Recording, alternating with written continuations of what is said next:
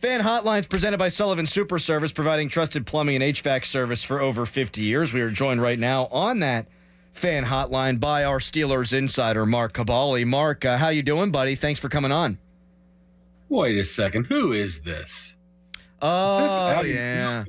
You're all bummed out. We haven't had you on the last couple of weeks. Well, it's draft time, and we need you now. How's your colon doing, by the way, Mark? How's your colon doing? How'd that colonoscopy go? It's not going very well. Oh, no. It's having some issues here. Well, I'm sorry I brought that up. I'm sorry you're dealing with issues, and I'm sorry I have brought this radio show to a screeching halt. Why don't we just talk about the draft? Let's do, you know what, draft talk. So, Mark, you say you could see the Steelers trading up in round one to find a tackle of their liking. Man, every mock that I've seen, they've got good options there at 20. Why would they want to move up? Well, it'd have to be a specific person they really like. I mean, there's a handful of guys I think they would move up to be able to grab. I mean, if you're telling me J.C. Latham's there at 18, 17, I'm going up and getting him. I know a guy who's your favorite that I just heard was Troy Fautanu. If he's there at 16, 17, they go up and get him. So there's potential there, depending on who they like. I mean, that's all you have to play the draft board too. I mean, everybody sits here and talks about they're going to take this mock, whatever.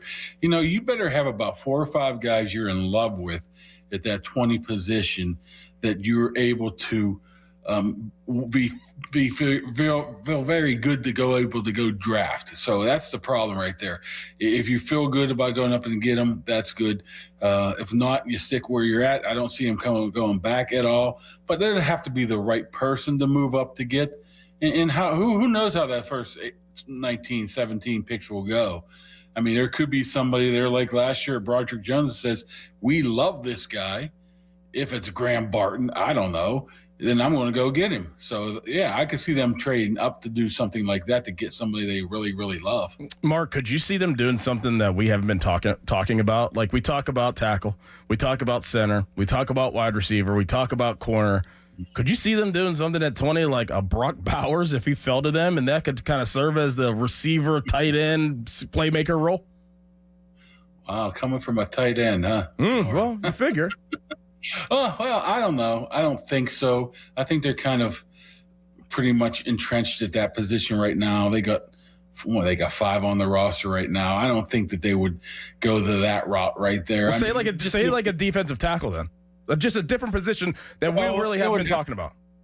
It would have to be, once again, a specific guy like Byron Jones. If he's there, of course, I'm going to get him, something like that, where I would draft him. But you just have to look at those pre-draft meetings and see what pre-draft visits and see what they brought in. What is it? 16 offensive linemen, which was tackles and mostly tackles and centers, 6 or 7 cornerbacks, 6 or 7 wide receivers. I mean, that's day 1, day 2 right there in my mind that they're really focusing in on. So it could happen, of course, but I think you're looking still at offensive tackle is the need that they want, something that they want to address in the first round. Then after that, maybe you can move up in a second and get your center, depending on who's there.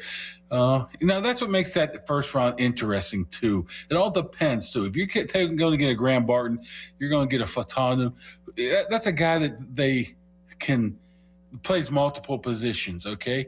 I know Fautanu, I think I mispronounced his name 6 times now. Me too, buddy.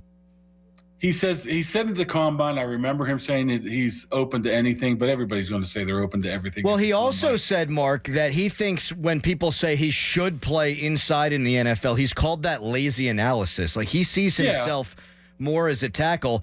Okay, so you've got Latham out of Duke. You've got Troy Fautanu. Oh, my God, I just butchered even more there.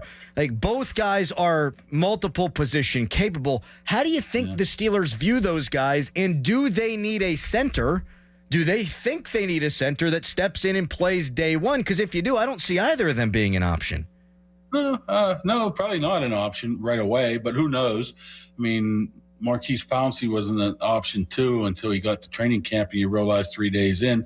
Look what they did. I mean, I'm going back to the 80s now, but Dermontti Dawson, he's in Hall of Fame center, and he played that first year at guard because they weren't going to bounce Mike Webster out of there at that point.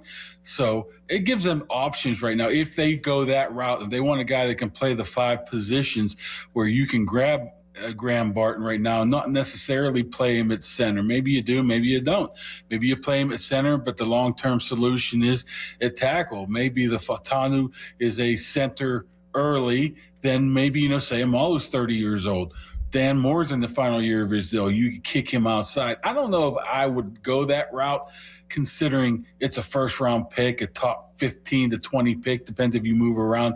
I want somebody who's a stud in my eyes. I want a stud right tackle. I want a stud left tackle. I want a stud center. Maybe not center. I don't know if center is that valuable at 20 overall in my estimation, whatever that word is. I think you can move up in the second round to get the guy that you're looking for right there. But this all harkens back to why are you getting rid of Mason Cole until you have to get rid of him? I mean, maybe the Connor Williams thing in September is an option if everything falls through.